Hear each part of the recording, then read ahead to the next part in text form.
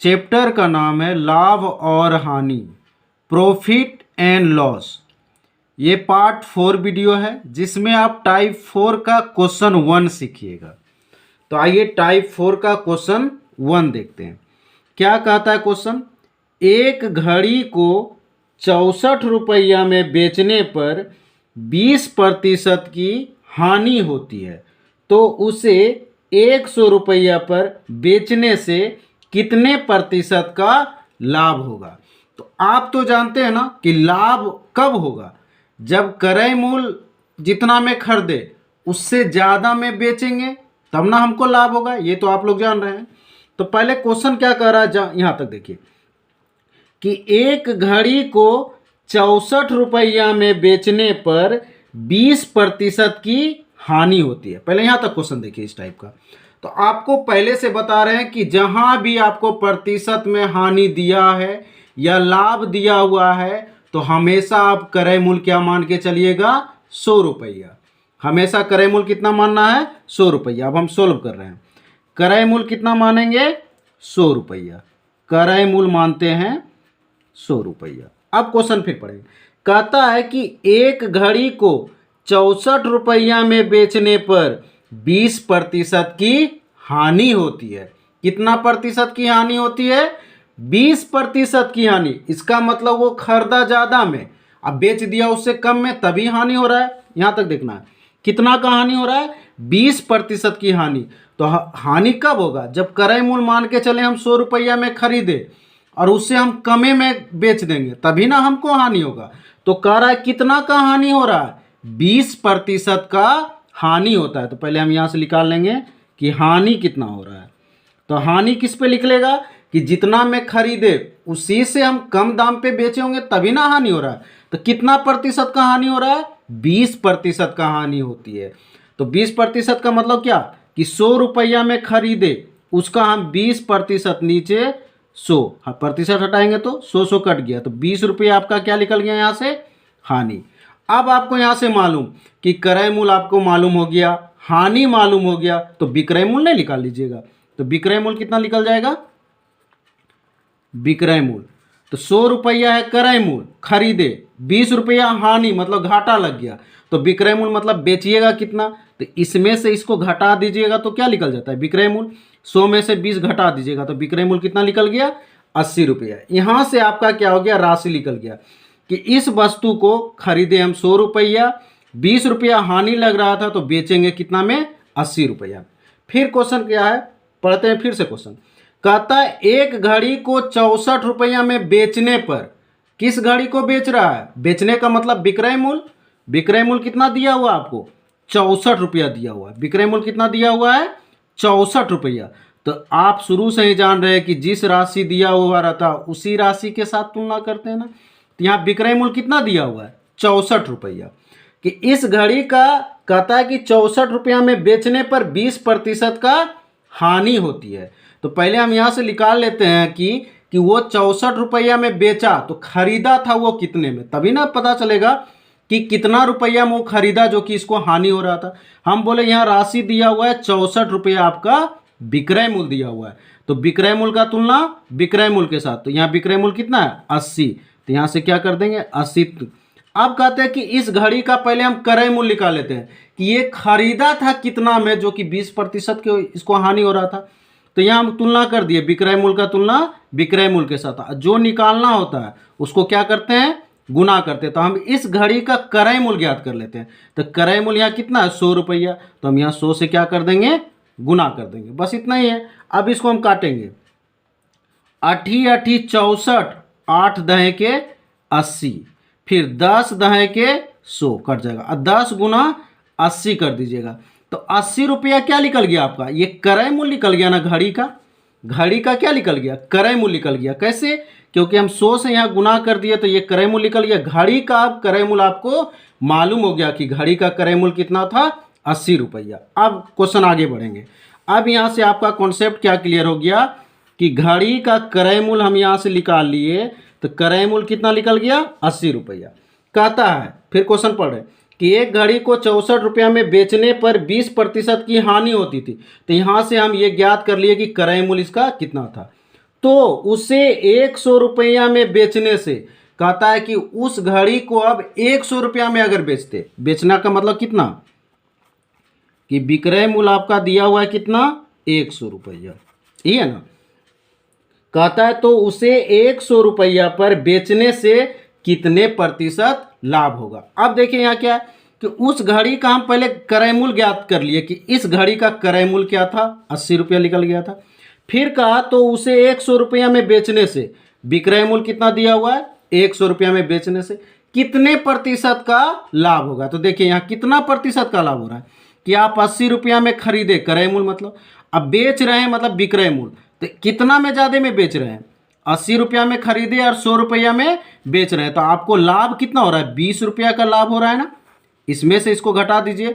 ऐसे लाभ निकालने का फॉर्मूला भी है ना कि लाभ बराबर होता है विक्रय मूल्य माइनस क्रय मूल्य, तो उसे भी कर लीजिए, या तो यहाँ से भी हो जाएगा कि 80 रुपया में हम खरीदे और 100 रुपया में बेच रहे हैं, तो 20 रुपया हमको बेनिफिट हुआ, तो लाभ कितना निकल गया, 20 रुपया निकल गया। अब कहता है प्रतिशत लाभ निकालें, तो प्रतिशत लाभ बराबर फॉर्मूला होता है, प्रतिशत लाभ बराबर होता है कि लाभ गुना 100 बटा क्रय मूल्य, लाभ गुना 100 बटा क्रय मूल्य। तो लाभ कितना निकल गया आपका, 20 रुपया, और गुना 100, और क्रय मूल्य कितना निकल गया था, 80 रुपया, तो नीचे 80 कर देंगे। अब इसको काटिए, 20 चौका 80 और 4 से काट दीजिए 100, मतलब 25% क्या निकल गया आपका, लाभ निकल गया। यही क्या कहलाया, आंसर कहलाया। तो इस टाइप का क्वेश्चन में क्या है कि अगर रहता यहाँ कि खरीदने पर, तो पहले हम इसका विक्रय मूल्य ज्ञात कर लेते, लास्ट में रहता इतना पे, यहाँ बेचने रहता खरीदने से, तो कितना प्रतिशत, मतलब कहते हैं ना कि अगर आपका इस टाइप का क्वेश्चन है तो जो राशि दिया हुआ है और जो नहीं दिया पहले वो ज्ञात कर लेंगे, उसके बाद पता चल जाएगा कि क्या क्या दिया हुआ है। तो इस टाइप में केवल क्वेश्चन जितना बार पढ़िएगा कॉन्सेप्ट उतना क्लियर होगा। आइए नेक्स्ट क्वेश्चन, क्वेश्चन नंबर 2।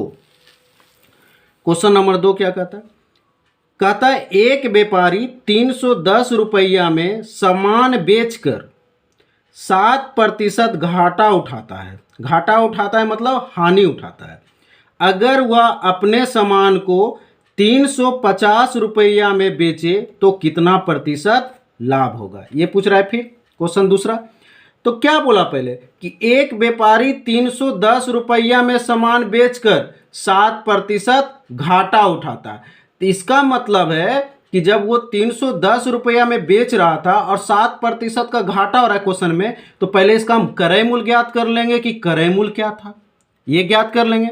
तो आपको हमेशा बता रहे हैं कि जब प्रतिशत में रहे घाटा या लाभ, तो हमेशा आप क्रय मूल्य क्या मान के चलिएगा, 100 रुपया। सॉल्व कर रहे हैं, क्रय मूल्य कितना मान के चलना है आपको, 100 रुपया। क्रय मूल्य हम मान लेते हैं यहाँ से 100 रुपया। अब कहा कि एक व्यापारी 310 रुपया में सामान बेचकर 7% का घाटा उठाता है।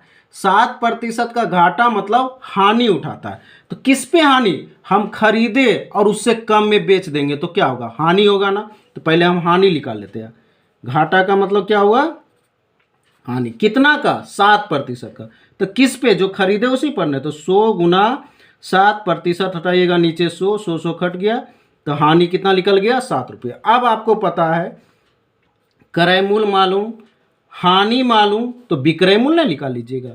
तो विक्रय मूल्य कितना हो जाएगा, विक्रय मूल्य आपका निकल जाएगा 100 रुपया में आप खरीदे और 7 रुपया का हानि हो रहा है मतलब घाटा, तो बेचिएगा कितना में, तो इसमें से इसको घटा दीजिएगा तो कितना निकल जाएगा, 93 रुपया विक्रय मूल्य। यहाँ तक हम सब राशि निकाल लिए।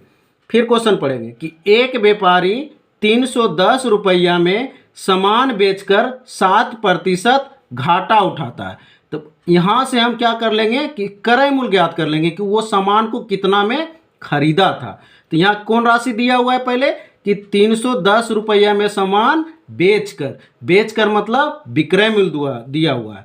तो विक्रय मूल्य का तुलना विक्रय मूल्य के साथ ना, तो 310 रुपया में बेचकर विक्रय मूल्य है, तो यहाँ विक्रय मूल्य कितना है, 93, इसके साथ तुलना कर देंगे। अब क्या है कि उस सामान का हम क्रय मूल्य ज्ञात कर लेते हैं। तो यहाँ क्रय मूल्य कितना माने हुए हैं, 100 से यहाँ क्या कर देंगे, गुना कर देंगे। अब इसको सोल्व कीजिए तो 31 × 310, 31 × 93 लगभग ये गुना कीजिएगा तो आपका निकल जाएगा 1000/3। सामान का क्रय मूल्य ये ज्ञात हो गया, आपका क्रय मूल्य ज्ञात हो गया ना। अब यहाँ से लिख लीजिएगा कि इस सामान का हम क्या निकाल लिए, क्रय मूल्य हो गया 1000/3 रुपया।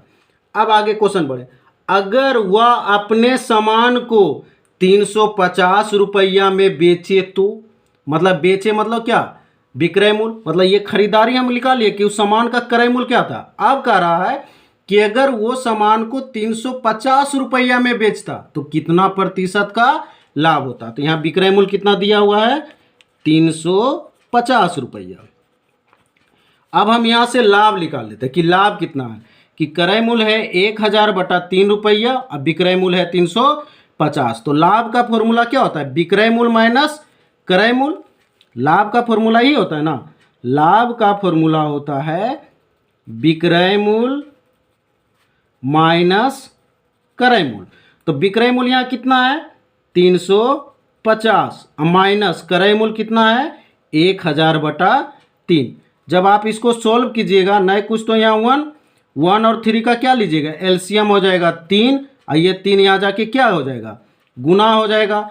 350 गुना 3 जब कीजिएगा ना तो कितना आ जाएगा गुना करके 1050, माइनस 3 से भागा दीजिएगा 3 में 1, वो जाके ऊपर गुना हो जाएगा, यहाँ 1000 था, 1000 हो जाएगा। अब 1050 में से 1000 घटा दीजिएगा, कितना निकल गया 50/3 रुपया आपका क्या निकल गया, लाभ। लाभ कितना निकल गया यहाँ से आपको, यहाँ से आपका लाभ मालूम हो गया कि 50/3 रुपया।